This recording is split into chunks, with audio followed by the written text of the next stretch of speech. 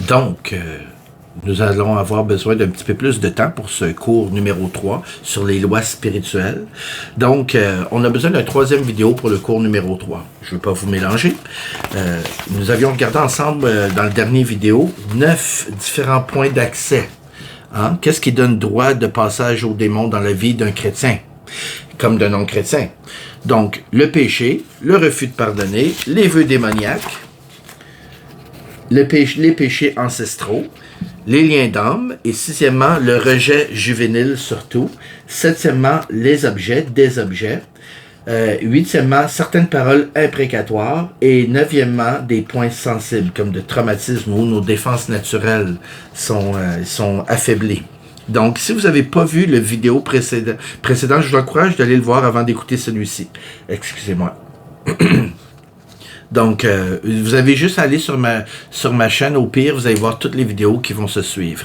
Vous pourrez facilement aller voir le vidéo 1 et le vidéo 2 de ce cours numéro 3. Donc, regardons ensemble quelques indices à considérer pour détecter si un lien spirituel est en cause. Premièrement, cherchez, on commence par soi là, cherchez dans votre propre mémoire. Quand les problèmes ont commencé, les compulsions, les dépendances. Deuxièmement, examinez votre passé. Non seulement le vôtre, mais aussi celui de vos parents. Posez des questions. Demandez à mes mononcles, ma tante, demandez à vos parents s'ils sont encore vivants, ou vos grands-parents, pour voir s'il y a des compulsions, des comportements qui sont récurrents. Troisièmement, réévaluez vos expériences difficiles du passé. Examinez vos expériences pour voir s'il y a eu des situations traumatiques. Et toutes ces étapes-là, vous le faites avec l'aide de Dieu. Vous demandez à Dieu de vous mettre sur le chemin des bonnes personnes, ou de trouver les bonnes personnes, ou de vous montrer, vous ramener en mémoire, de vous montrer des flashs. Informez-vous, questionnez vos proches pour savoir s'il y a eu de l'occultisme au sein de votre famille. Demandez à Dieu de vous révéler toute la vérité. Jean 16, 13. Mais souvenez-vous toujours que si vous êtes devenu chrétien, Dieu est votre complice. Peu importe, Dieu est votre complice. Si vous êtes devenu chrétien, vous êtes son enfant.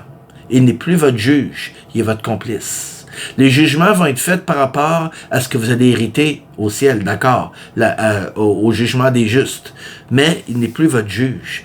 Vous pouvez être lié par toutes sortes de choses, puis vous battre, il voit votre combat, il suit votre combat. Celui-ci ne s'acharnera pas sur vous. Si vous avez un esprit impur à vos trousses, il va essayer de vous aider au contraire. Souvent, quand un chrétien possède un lien spirituel, que ce soit une compulsion, une dépendance ou de l'oppression ponctuelle, ce même chrétien porte alors un énorme fardeau de culpabilité. Vous allez voir comment c'est récurrent. Il va porter un énorme fardeau de culpabilité comme s'il était de pair avec le diable. En effet, cette pauvre personne vit de la culpabilité comme si elle assumait l'identité même de l'ennemi. C'est pas des farces comme ils disent au Québec, là. C'est pas drôle, là. On rigole plus, comme ils disent en Europe. T'assumes pratiquement l'identité de l'ennemi. Tu te sens coupable comme si tu étais complice avec l'ennemi parce qu'il est venu te mettre des idées dans la tête, puis maintenant qu'il y a un lien, il t'oppresse avec cette idée et finalement tu tombes, tu chutes, puis tu te sens comme si c'était toi-même ce péché. Ça, c'est de la manipulation que l'ennemi sait mettre aux personnes qui se culpabilisent facilement. Même ceux qui se culpabilisent pas facilement peuvent devenir des gens qui se culpabilisent à cause de tendances comme celle-là. Donc, c'est comme si la personne fusionnait avec la personnalité de l'esprit impur qui lui fait vivre de l'oppression.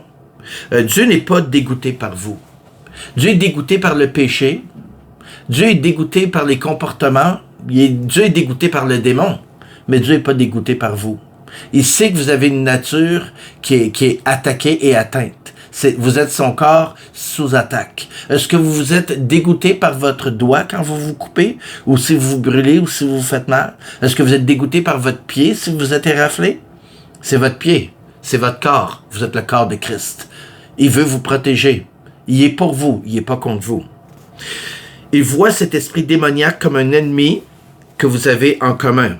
Gardez bien ça en tête. Il voit cet esprit démoniaque comme un ennemi que vous avez en commun. Gardez bien en tête que Satan cherche à atteindre Dieu à travers vous par le biais de pensées qui remettront en doute l'amour de Dieu pour vous. Satan ne peut pas infliger une blessure à Dieu. Il peut pas. Non seulement il est trop petit, il est un être créé, mais par contre, il peut essayer de faire du mal au sentiment de Dieu en vous faisant du mal à vous. Sa condamnation est écrite depuis longtemps. Hein? Donc, cette forme de mensonge blasphématoire prête à Dieu des pensées et des intentions qui ne sont même pas propres à sa nature de bon Père céleste. Est-ce que ça veut dire que Dieu veut tolérer le péché ou la dépendance dans votre vie? Non, absolument pas. Est-ce que Dieu peut l'utiliser, par contre, pour vous faire comprendre quelque chose? Ah que oui, on le voit d'un couvert à l'autre de la Bible. Est-ce que Dieu souhaite que vous souffriez ou que vous soyez mal pris? Bien sûr que non. Mais sa grâce, des fois, vous suffit. Tant que vous vous souvenez qu'en tombant, il faut se relever. Vous vous relevez. Puis au moment voulu, au bon moment, Dieu va vous délivrer. Il ne faut jamais perdre courage. Si vous êtes aux prises avec un esprit impur, vous pouvez miser sur la complicité issue de l'amour de Dieu pour vous. Soyez sans crainte. Vous avez le support et non le jugement de Dieu dans quelque situation spirituelle que vous vivez. Dieu sonde votre cœur. Il vous connaît.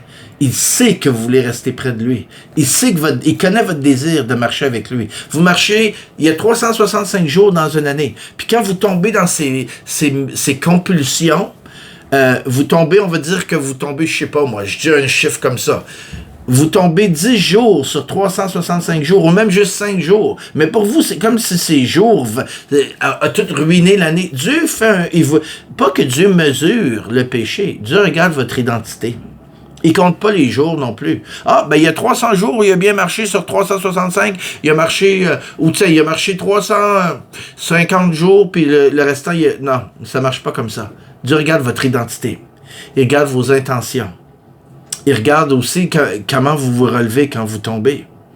Et à travers ça, demandez-moi pas comment, même avec les pires gaffes qu'on fait, il est capable de travailler et les utiliser, non seulement pour nous améliorer, mais pour sa gloire. Mais jamais Dieu va mettre un homme ou une femme dans un endroit où il va être tenté. Mais par contre, il va savoir utiliser la douleur qu'on a vécue pour sa gloire. Et aussi pour notre croissance, votre croissance, la croissance de tous ses enfants. Laissez la vérité de ces paroles pénétrer à l'intérieur de votre cœur alors que je vais vous lire un passage ici en terminant. Et souvenez-vous de l'identité qui est rattachée à votre personne. Écoutez bien. Romains 8, 38 à 39. « Car j'ai l'assurance que ni la mort, ni la vie, ni les anges, ni les dominations, ni les choses présentes, ni les choses à venir, ni les puissances, on parle de démons ici, ni la hauteur, ni la profondeur, ni aucune autre créature ne pourra nous séparer de l'amour de Dieu manifesté en Jésus-Christ, notre Seigneur. » On va prier ensemble. Père éternel, tu vois qu'il y a peut-être des gens qui écoutent cette vidéo qui sont liés avec des esprits depuis plusieurs années. 5, 10, 15, peut-être même 20 ans et plus. Seigneur, tu vois comment que leur cœur a tenu le coup. Leur foi a tenu le coup. Leur foi a été souvent ébranlée, des fois dans des profondeurs si ténébreuses qu'ils se pensaient perdus. Mais Seigneur, tu les as soutenus. Jusqu'à ici, jusqu'à présent, tu as été avec eux. Comme dit le nom Ebenezer, jusqu'à maintenant, Dieu a été avec nous. Seigneur, je te demande de les libérer, de couper tout lien d'âme, tout lien de chair, tout lien spirituel invisible qu'on ne voit pas avec nos yeux. Seigneur, révèle-le-leur s'il y a des choses qui doivent ramener en surface et en lumière pour que tu puisses le couper par ton autorité. Puis on te demande aussi, comme dit ce passage, la graisse va faire éclater le joug. Seigneur, fais en sorte que l'abondance de ton esprit fasse éclater ses chaînes alors que tu bénis la personne et que tu l'amènes dans le point tournant de sa vie. Toi qui connais notre destin à tous et chacun.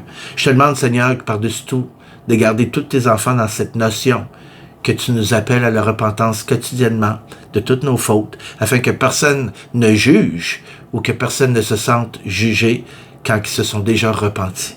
Et je te demande, Seigneur, une percée pour tous les gens qui sont liés, qui écoutent ces vidéos. Et pour ceux qui écoutent ces vidéos qui n'ont pas de lien particulier, je te demande de les bénir par ton esprit de grâce, afin qu'ils ne blessent pas ceux qui souffrent et qui sont pourtant leur propre corps. Amen.